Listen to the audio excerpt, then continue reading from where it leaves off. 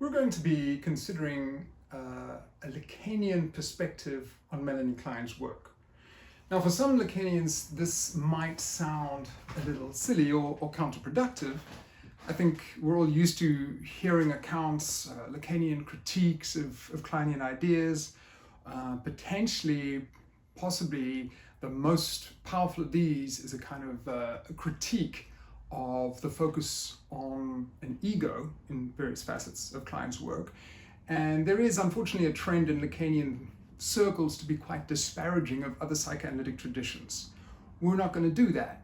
We're going to try and do justice to some Kleinian ideas, and maybe just as a way of introduction, I'll foreground a couple of very good books which are interested in exploring some of the more profitable parallels and intersection points between Lacan and Klein. So we have Bernard Burgoyne and Mary Sullivan's Klein-Lacan Dialogues, which is a little old by now, but it's got a series of really important essays, including a nice essay by Darren Leader on the concept of fantasy in Lacan and Klein.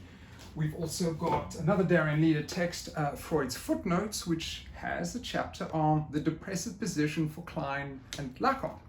So there's another good example of a literature that tries to explore some of the parallels and intersections. And of course, more recently, we've got a very readable and a book I'd recommend. It's a series of dialogues, actually really very practical spoken dialogues between Amy Allen and Mari Ruti, and the book is simply called Critical Theory Between Klein and Lacan. So clearly, there is the beginnings of an interesting way of thinking these two theorists in conjunction. But the text that I'm going to focus on most today, and this being our first talk on Klein alongside Lacan, is going to be focusing on metapsychological considerations in the work of particularly Freud and Klein, actually, to be honest, but we'll certainly introduce a Lacanian dimension to it.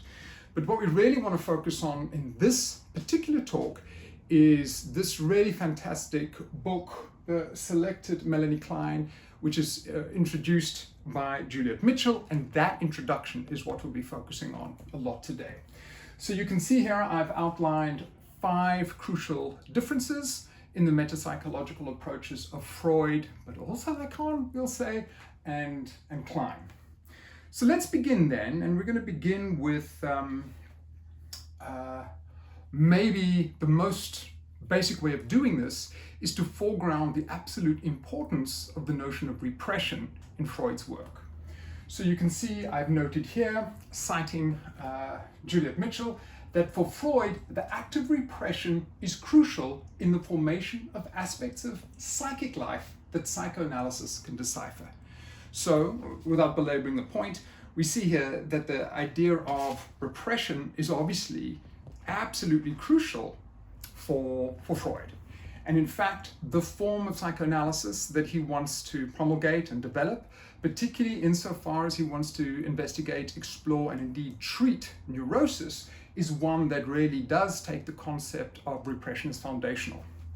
So if we turn directly to Juliet Mitchell's introduction on page 20, she says, Freud made the act of repression critical for the formation of that aspect of psychic life which psychoanalysis could decipher.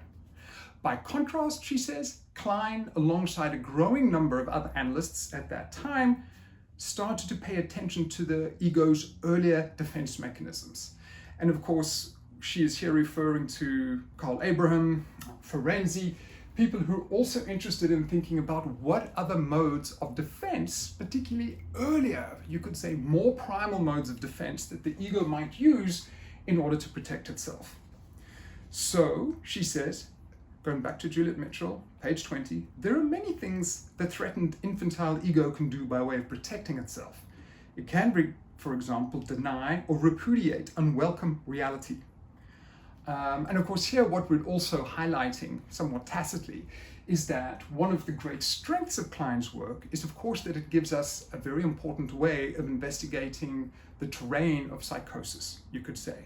And although it's kind of well recognized fact, you could say whereas crucially for much of Freud's early work, It's very much about neurosis. You could say that Klein is giving us, in terms of her primary defenses that she focuses on, infantile struggles, she's giving us a template to think about different forms of psychosis. But now the question arises, if there is a series of concepts, crucial concepts, that Klein will want to reiterate and do a lot of psychological explanation in terms of, what are these earlier defenses? And of course, any basic introduction to the work of Melanie Klein is going to highlight these: projection, splitting, and projective identification. This gives us a kind of rudimentary Kleinian vocabulary that Kleinians will utilize in a great many instances to talk about various facets of psychical life. So without belaboring the obvious, you could say that where a great deal of understanding, interpretation, and treatment approaches for Freud flow from the notion of repression, we can also see how for a Kleinian project, those concepts of splitting, projection, and projective identification become a kind of crucial font through which one thinks an awful lot of interpretations and transference interpretations and attempts to position oneself in analysis. And just to reiterate that point again, if we're thinking about repression, think about Freud's prioritization of dream work processes, condensation, displacement, these various mechanisms through which forms of repression are put in place. You could say that Klein has a different kind of vocabulary. Let's stick with Juliet Mitchell though. She says, I would particularly single out 4 mechanisms central to an understanding of Klein's work. Splitting, something we're familiar with, but here she defines it as follows: the ego can stop the bad part of the object contaminating the good part by dividing it, or it could split off and disown a part of itself. In fact, each kind of splitting always entails the other. So just to reiterate why we're talking about the basic mechanism of splitting, we're talking about both how an object is split and how the ego itself is split. And for Mitchell and for Klein, those two processes always go together. She continues, she says, well, we see projection, and of course, projection doesn't come out of nowhere, it comes from Freud, although once again we could say that I think Freud prioritizes the notion of repression rather than that of projection. But here's what she says: in projection, the ego fills the object with some of its own split feelings and experiences. In introjection, it takes into itself what it perceives or experiences of the object. So if we've got projection, we also need to take into account introjection. And then, of course, we've got the big one, you could say, projective identification. Projective identification, says Mitchell, was first described by Klein, but has been developed much more fully by Kleinians subsequently. And here she gives a little definition, and I'm always keen on collecting definitions of projective identification because it seems to be used somewhat differently in different contexts by different people. But let's see what she says here. In projective identification, the ego projects its feelings into the object, which it then identifies with, becoming like the object which it has already imaginatively filled itself with. Okay, I wanted to just supplement that definition with something that seems a little bit more straightforward. A definition which builds on the notion of projection, which introduces a series of qualifications. And that comes from another fantastic book. This is Stephen Mitchell and Margaret Black's Freud and Beyond. And I'm hoping in subsequent lectures to make a lot of reference to how they describe some of the basics of a Kleinian approach. So the definition of projective identification that they provide here is a useful one. I hope it's one that proves easy to remember. And I think it's one of those moments when reading this definition, one gets a sense that, of course, Klein is clearly building on Freud and is adding a degree of complexity to how certain Freudian conflicts could be used and understood. We will make that point again in the future when we start to think about how she wants to elaborate upon the notion of drive. But let's just concentrate here on the notion of projection. So here's Mitchell and Black. They say, projection was a term used by Freud to designate the fantasized expulsion of unwanted impulses. Okay, a nice definition, the expulsion of unwanted impulses. That works. This expulsion of unwanted impulses took place because that which could not be experienced as in the self, as within the parameters of subjectivity, was necessarily experienced in others, external to the self. Okay, so one way of managing the unacceptable is to locate it in a different location. Klein, they say, extended this concept in a characteristic fashion. In projective identification, Klein suggests, what is projected is not simply discrete impulses, but a part of the self. Not just aggressive impulses, for example, but a bad self, now located in another. So let's just appreciate the conceptual move there. Instead of seeing a compartmentalized one element of self, one aggressive impulse that now is located elsewhere, that's now projected, the Kleinian take on this, which adds a degree of complexity, is to say that it's never simply one facet, well, maybe sometimes it's one facet, but more frequently it's a series of combined facets, a series of impulses that is now located in the other. In other words, a whole facet of self, a bad self. They continue, since that which is projected is a segment of the self, a connection to the expelled part is maintained through an unconscious identification. The projected psychical content is not simply gone, the person struggles to keep some connection to and control of that content. So here we've made a second move. The first move was to say it's not simply one or two isolated impulses that are now located in another. It's part of, as it were, the bad self that is now accommodated within the place of another. And to that, we've now added the suggestion that because there's that much of the self that's located in another site, that remains somehow tethered to the subject who's doing the projecting. In other words, there's a kind of identification with the site of projection, such that there's always an ongoing sense, albeit unconscious, of a kind of identification, which means that there will be attempts to control and remain connected to that very thing that has been located in another place. Okay, so let's quickly make one more point about primal repression, but I think what we've started to get a sense of here is that a different vocabulary seems to be coming into play, one that pivots on the notion of repression. Repression gives us a whole series of mechanisms, as in Freud's dream work, of disguise, whereas with Klein, we're thinking about earlier mechanisms, more primary mechanisms, and we've emphasized the role of projection, introjection, splitting, projective identification.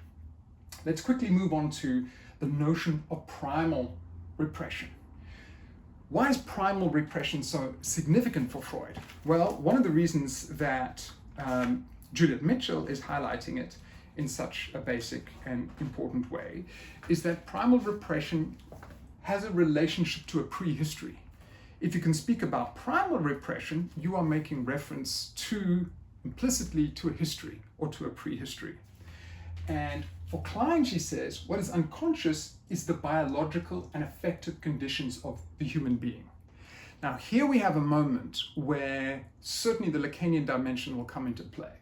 Lacanians would certainly not want to link the unconscious to the biological and affective conditions of the human being. This is not what Lacan wants to do. He does not want to have the unconscious being in any way tethered or located or reducible to something that is instinctual. And so where we start to have this distinction between primal repression having its role in the making of history via reference to something that's, as it were, prehistorical, you could say that one basic implication of this is that the unconscious is necessarily thought in terms of the subject's relationship to its history. That's very Freudian, and of course it's very Lacanian as well.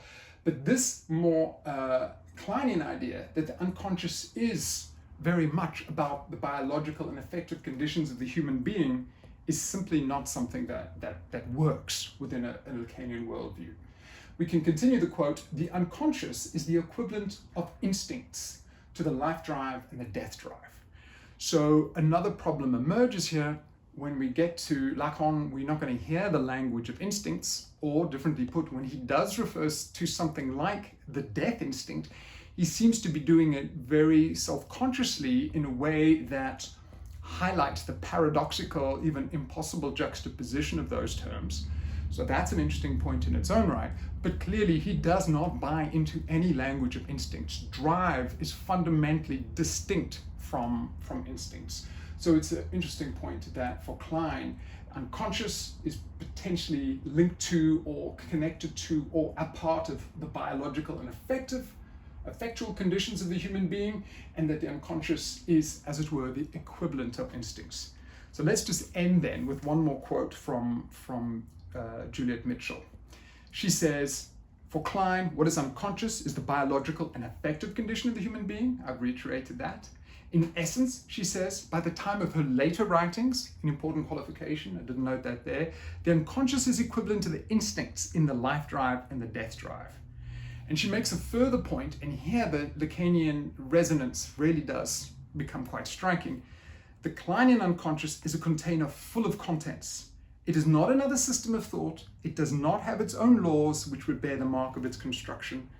There are some unconscious mechanisms, but the unconscious ego's many defenses do not involve mechanisms of the unconscious as a system.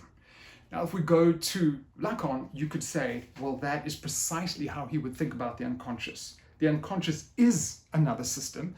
It is a system of thought. It has its own laws, linguistic laws, and it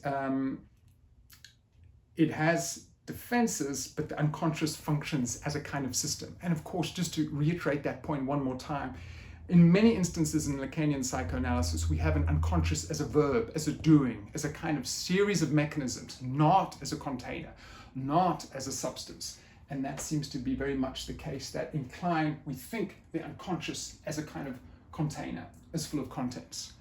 Let's stop there. We'll continue shortly.